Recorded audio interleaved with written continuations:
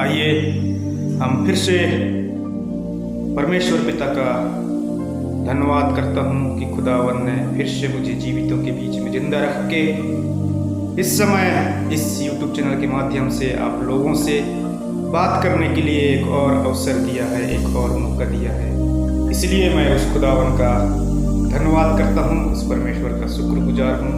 और इस समय मैं आशा करता हूँ और विश्वास करता हूँ कि आप सभी इस चैनल से जुड़े हुए लोगों, इस हालेलुया वीडियो को देखने वाले लोगों, आप सभी प्रभु में आनंदित हैं, उत्साहित हैं और निरंतर परमेश्वर के आशीषों को प्राप्त करते जा रहे हैं। मेरे प्रियजनों, एक और आज मैं विशेष संदेश को लेकर आपके सम्मुख आया हूँ। ऐसा संदेश आप निरंतर इस चैनल के माध्यम से नई नई बातों को सीखते जा रहे हैं और अपने जीवनों में आशीष प्राप्त करते जा रहे हैं, अपने जीवनों को सुधारते जा रहे हैं और परमेश्वर की महिमा में बढ़ते जा रहे हैं। ऐसे विश्वास के साथ एक और संदेश मैं आप लोगों को आज देना चाहता हूँ। हम देखते हैं कई इस संसार में ऐसे लोग हैं जो बीमार पड़ जाते हैं, शैतान के बंधनों में फंस जाते हैं और कई प्रकार के बीमारियों, कष्टों के कारण, चिंताओं के कारण शरीर कमजोर हो जाता है, निर्बल हो जाता है।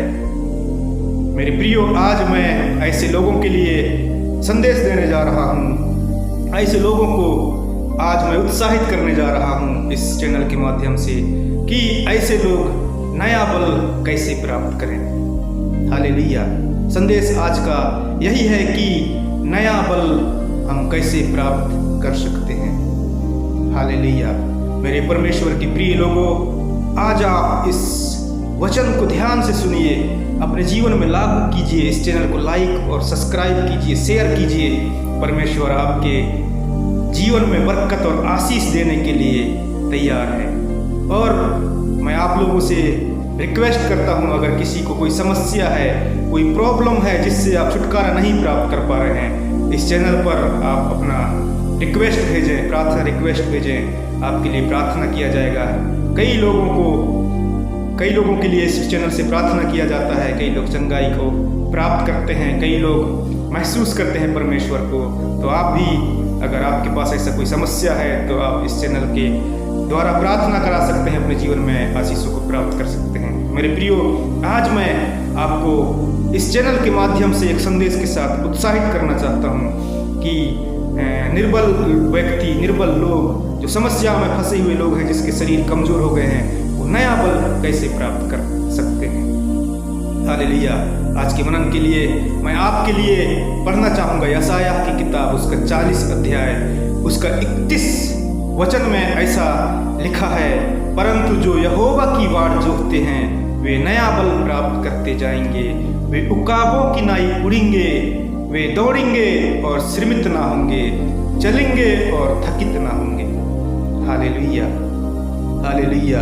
मेरे खुदा के प्रिय लोगों, मैं आप लोगों को इस वचन के द्वारा उत्साहित करना चाहूँगा कि जो यहोवा परमेश्वर की वाट जोहते हैं वो लोग नया बल प्राप्त करते जाएंगे। आप भी, अगर आपके शरीर में कमजोरी का अनुभव महसूस कर रहे हैं, बीमारी, कष्ट, समस्याओं की वजह से आपके शरीर में अगर आप ऐसा महसूस कर रहे हैं कि मैं कमजोर हूँ, तो आप यहोवा परमेश्वर का वाट जो है उसका इंतजार करें, उसको पुकारें। आप नया बल परमेश्वर आपको देने वाला है। यहाँ पर मेरे प्रियो एक बहुत बढ़िया उदाहरण भी उकाब का दिया हुआ है। उकाब पक्षी के बारे में आप जानते होंगे। ये उकाब पक्षी जो है अपना पूरा उम्र लगभग 40 साल का उम्र जीने के बाद जब ये इसके चोंच मुड़ जाता है, ऐसा मुड़ जाता है, इसके नाखून बड़े हो जाने के कारण ये शिकार नहीं कर पाता है। इसका उम्र काफ़ी 40 साल ज़्यादा होने की वजह से इसका चोंच से भी ये शिकार नहीं कर पाता है, नाखून से भी आक्रमण नहीं कर पाता है। तब इसका दुखद स्थिति हो जाता है। तब ये क्या करता है, चट्टान पर जाता है, पहाड़ पर चढ़ जाता है और चट्टान पर बैठकर खुरद कर ऐसे चोंच को पत्थर से टकरा कर, नाखूनों को टकरा कर तोड़ डालता है।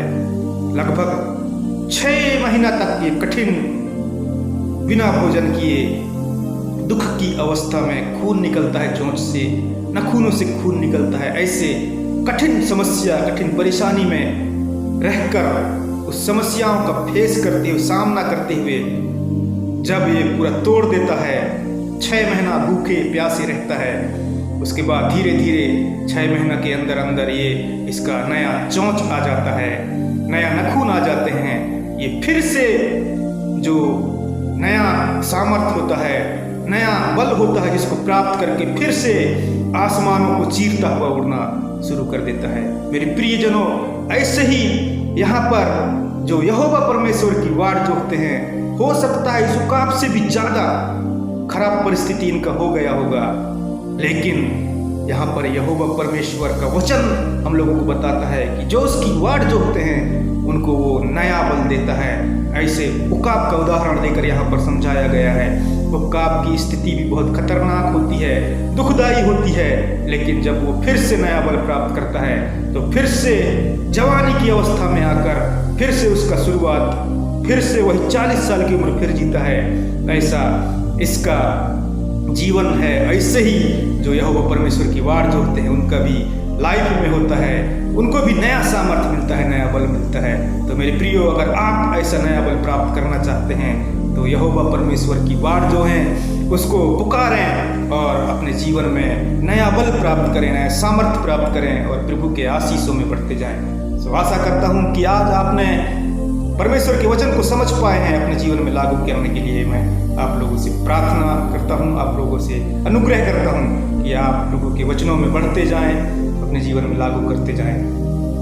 परमेश्वर इन्हीं वचनों के द्वारा आप सभी सुनने वालों को आशीष करने पाए।